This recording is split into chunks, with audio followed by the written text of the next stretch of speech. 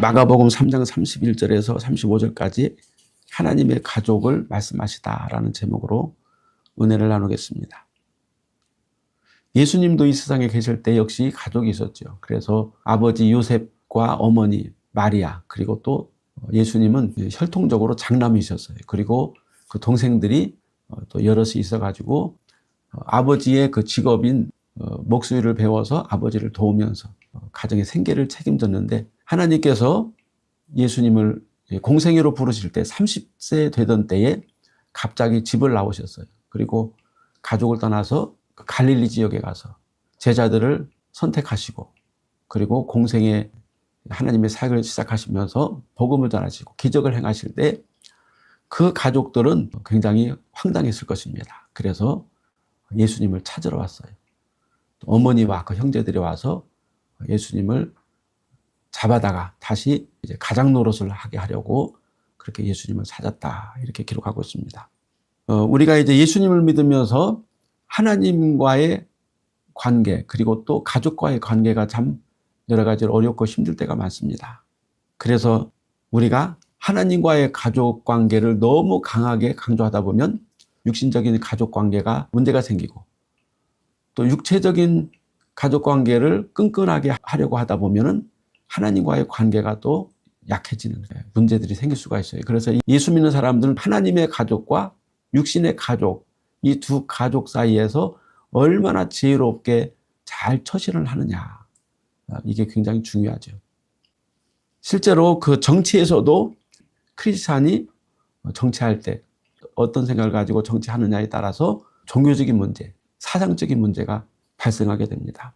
우리나라도 보면 과거로부터 그 근본주의 역사관, 기독교 신앙에서도 근본주의라는 게 있어요. 근본주의는 율법을 굉장히 중요시하고 전통과 권위를 굉장히 존중히 하는, 바로 그것이 근본주의 역사관입니다. 그 근본주의 역사관은 주로 이제 흑백으로 나눠요. 옳고 그름이 분명합니다.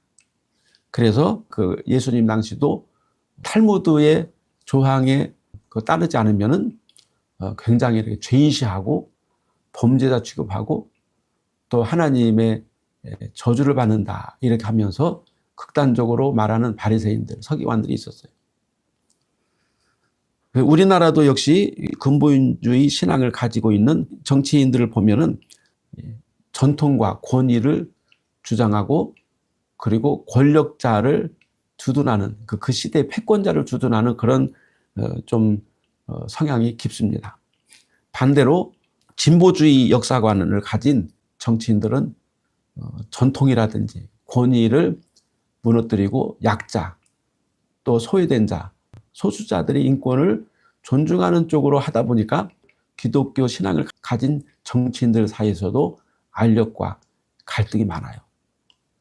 그 예수님은 어떤 마음으로 그 당시 공생애 3년을 생활했었을까 보면은, 예수님도 역시 그 당시 기득권을 갖고 있는 바리새인들, 대제사장들, 또 서기관들, 율법사들과 많은 갈등이 있었어요. 그리고 논쟁도 많이 하시고, 또 실제적으로 예수님께서 바리새인들을 향해서 외식하는 자다, 회칠한 무덤이다, 그리고 독사의 자식들 하면서 강렬하게 예수님이 비판하시고 나무라신 그런 부분도 있습니다. 반면에 바리새인들이라든지 율법학자들, 서기관들, 대제사장들은 예수님을 향해서 모세율법을 범하는 자다, 하나님을 무시하는 자다, 불경한 자다, 이렇게 해가지고 그 당시 유대 종교 권력을 가지고 있는 유대 종교 지도자들이 군중들을 선동시켜서 예수님을 십자가에 못 박는 일을 하게 됐죠.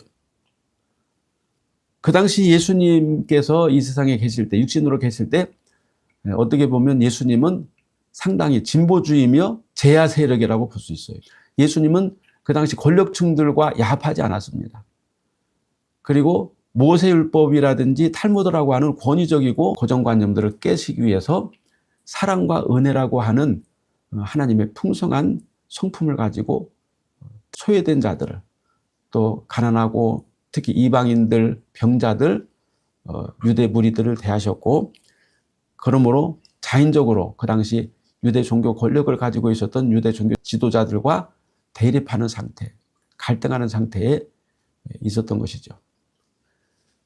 그래서 예수님을 따랐던 많은 사람들은 주로 유대 무리들이었습니다. 그들은 힘없고 그 당시 종교 권력자들에 의해서 압박을 당하고 그 무거운 짐을 지고 사는 사람들이죠. 그 랍비들이 만들어 놓은 탈무드법을 지키기 위해서 날마다 고생하면서 힘들게 전전긍긍하면서 그 유대교회에서 출교당하지 않기 위해서 정말 발버둥 치는 그런 사람들이 바로 유대 무리들이었습니다.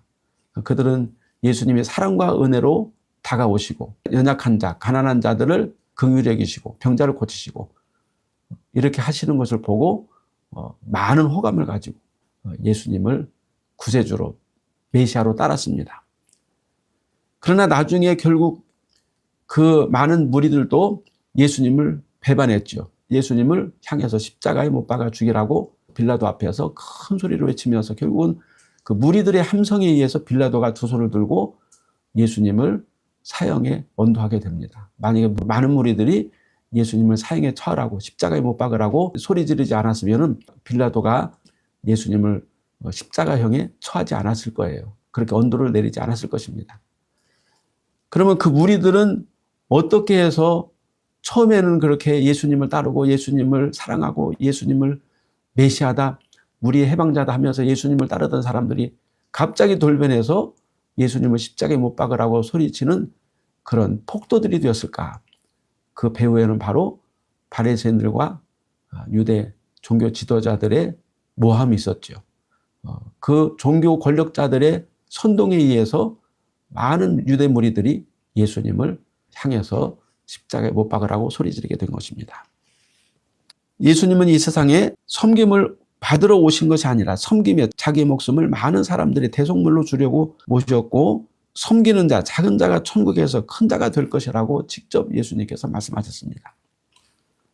그렇다고 해서 예수님이 이 땅에서 힘이 없어서 능력이 없어서 섬기러 오셨고 자신을 낮추셨느냐? 그건 아닙니다. 예수님은 하나님의 절대 권력을 가지셨지만 죄인들을 구원하시고 또 죄인을 구원하여 하나님 앞으로 인도하여 하나님의 자녀로 삼으시기 위해서 가장 낮은 위치에서 버림받고 비참한 인생들을 사랑하시고 일으키시기 위해서 예수님이 스스로 낮아지셨다.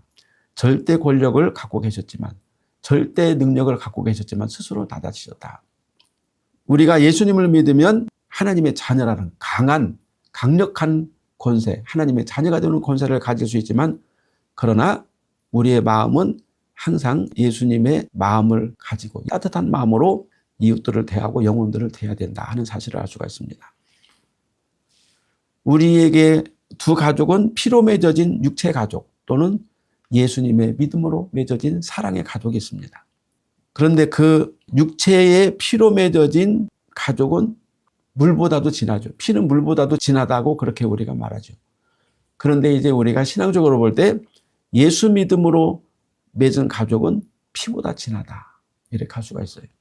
그래서 우리가 이제 육체적으로 보면 내 가족, 피로 혈통으로 맺어진 가족이 가장 중요하고 그러나 또 신앙적으로 보면 예수의 피, 예수 믿음으로 맺은 하나님의 가족이 더 중요하다.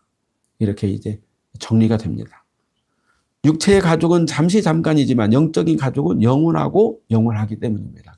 혈통으로 맺어진 가족은 우리가 예수 믿음으로 그들의 영혼을 하나님 앞으로 인도해서 영원한 가족으로 편입시킬 수가 있어요. 그렇기 때문에 하나님의 가족의 관계가 더 중요하다. 가치가 있다. 예수 믿지 않은 가족들을 내가 예수 믿음으로 인도해서 영원한 하나님의 가족으로 이끌 수가 있기 때문에 그래서 하나님의 가족의 가치가 더 크고 중하다 하는 것입니다. 육신의 가족은 하나님께서 인간을 창조하셨을 때 혈통을 통해서 이 세상에 퍼뜨리셨습니다. 남자와 여자를 만드시고 한 가정을 이루어 번성하고 충만하라 그렇게 말씀하셨어요. 최초의 가정인 아담과 하와는 범죄하기 전에 어마어마한 능력을 가지고 있었습니다. 하나님께서 만드신 모든 동물의 이름을 지을 만큼 지혜가 특출하고 하나님이 지으신 만물을 다스릴 만큼 능력이 대단했어요. 창세기 2장 20절에 보면 아담이 모든 가축과 공중의 새와 들의 모든 짐승에게 이름을 주니라. 하나님께서 창조하신 모든 가축과 새와 모든 짐승들을 아담 앞으로 이끌어 오시면서 야, 네가 이름을 지어라 해서 아담이 이름을 지었다고 성경에 기록하고 있습니다. 그러니까 실제로 하나님께서 사람에게 주신 내적인 능력, 그것은 엄청나다고 볼 수 있어요. 수많은 동물들과 공중의 새와 짐승들, 눈에 보이는 물체들을 이름을 다 지었단 말이에요. 그러니까 얼마나 상상력이 풍부합니까? 아담의 상상력은 굉장한 대단한 능력을 갖고 있다. 그 사실은 우리가 이제 지금도 알 수 있어요. 사람들이 죄를 지어서 많은 하나님이 주신 능력을 잃어버렸지만 그럼에도 불구하고 지금 인간들이 상상하는 일들을 보세요. 엄청나잖아요. 어떻게 저런 상상을 할 수가 있을까? 죄가 있는 인간이 어마어마한 상상을 할 수 있고 상상력을 발휘해서 어떤 일들을 실제로 만들어낼 수 있다고 한다면 죄가 없는 아담은 뭐 말할 것도 없죠. 엄청난 상상력을 갖고 있다. 능력을 갖고 있다 볼 수가 있습니다. 하나님께서는 아담에게 생육하고 번성하고 땅에 충만하고 정복하고 다스리라. 이렇게 5대 복을 명하셨는데 이제 노아 홍수 이후에는 생육하고 편만하지만 정복하고 다스리라는 말씀을 하지 않았어요. 그러니까 노아의 홍수 이전에는 엄청난 인간들이 죄를 지었죠. 그 죄 때문에 인간이 하나님에게 부여받은 그 능력의 상당 부분을 잃어버렸음에도 불구하고 지금도 우리가 첨단 과학을 만들어내는 인간을 보면은 정말 대단하다. 하나님이 대단하시다는 것을 알 수가 있죠. 이와 같이 하나님은 아담을 지으시고 또 아담의 후손들을 이 땅에 퍼뜨리게 하셔서 아름답고 놀라운 세상에서 번성하며 정복하며 다스리라고 말씀하셨는데 결국은 이제 마귀를 통해서 죄가 들어옴으로 말미암아 하나님께서 아름답게 하신 이 세상이 망가지기 시작했던 것입니다. 그 첫 번째가 바로 가인이 자기 동생 아벨을 죽이고 이삭의 쌍둥이 에서와 야곱이 장자권을 두고 다투며 야곱의 자식들이 요셉을 죽이려고 공모하고 형제끼리 형제의 난이라고 하는 형제끼리 살해하는 일들이 성경에 계속 나와요. 하나님께서는 형제를 가정의 사랑의 공동체로 만들어 주셨는데 형제끼리 계속 칼로 원한으로 형제의 난이 인류 역사상에 계속 내려오고 있습니다. 아마 지금도 형제끼리 미워하고 싸우고 서로 질투하고 실제로 죽이진 않지만 죽일 만큼 미워하면서 그렇게 살아가는 사람들이 많을 겁니다. 유명한 철학자가 그런 얘기를 했어요. 부모가 돌아가신 다음에는 더 이상 형제가 아니다. 이렇게 말을 했어요. 그 누가 형제일까요? 우리가 형제 개념은 부모님이 살아계실 때만 형제가 형제인 것이지 부모님이 돌아가시면 서로 각자의 그 핵가족이 생기잖아요. 그리고 그 레벨에 있는 형제들은 그냥 남처럼 되는 거예요. 우리나라 속담에도 이웃사촌이라는 게 있잖아요.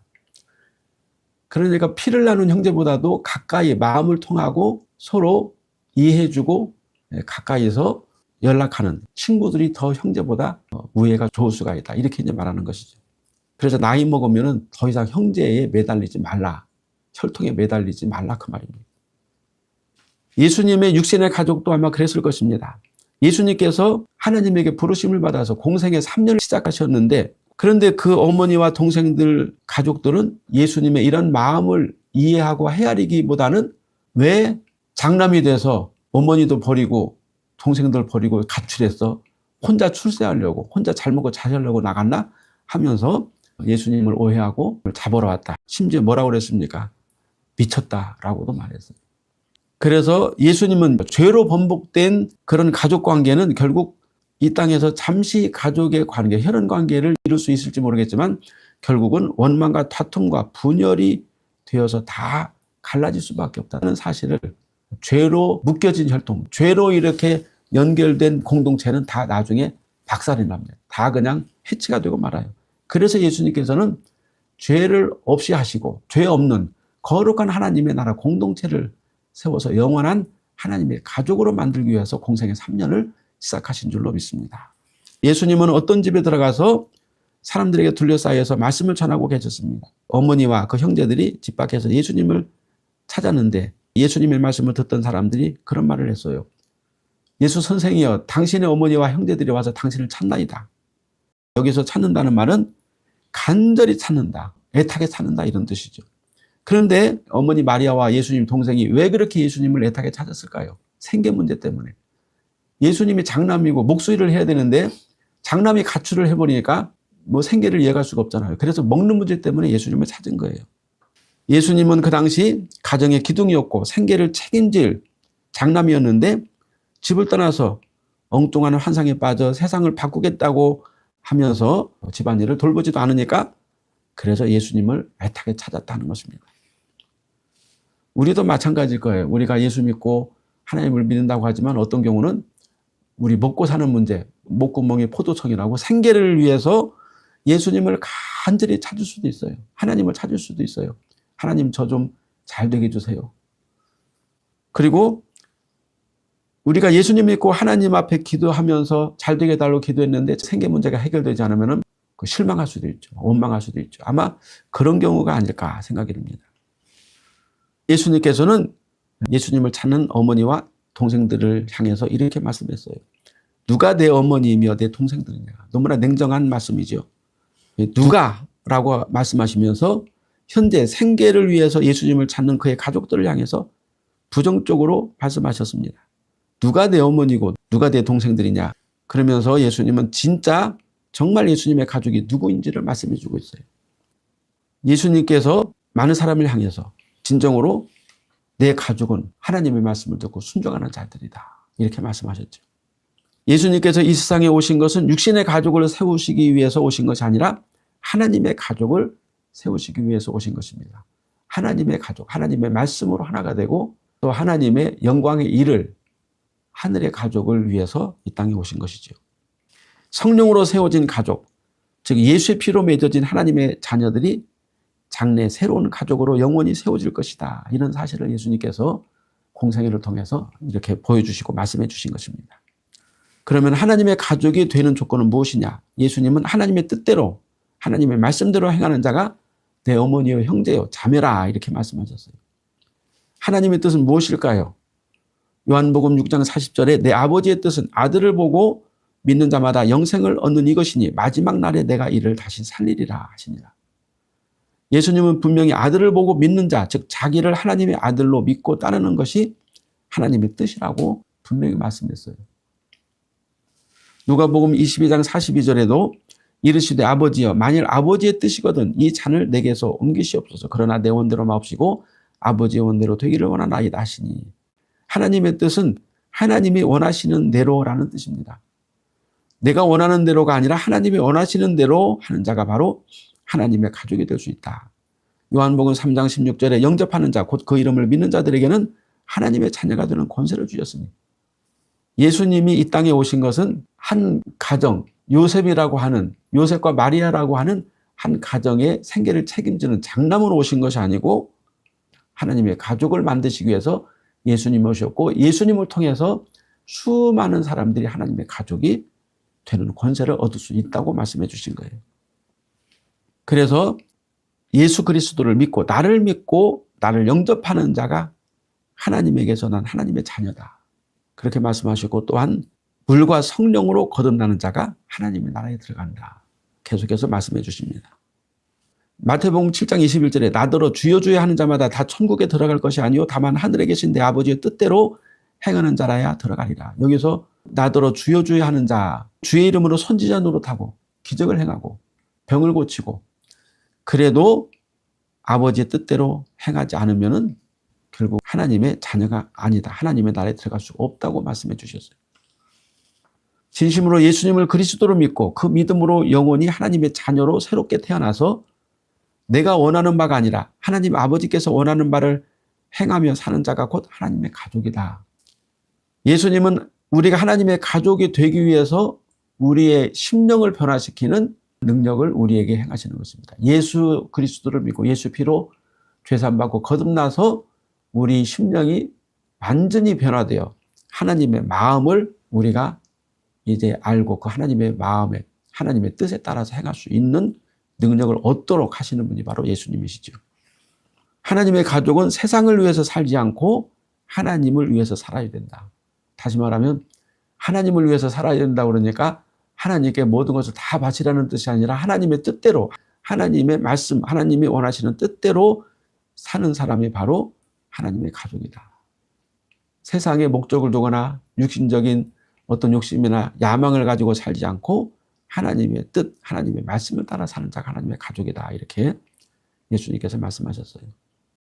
예수 믿는 그 북한 사람에 대한 이야기를 제가 들은 적이 있는데, 북한 사람들은 이제 압록강인가 그 두만강을 건너서 중국으로 가면은 중국 사람들에게 그 물품을 받아가지고 와서 먹기도 하고 팔기도 하고 그런다고 그럽니다.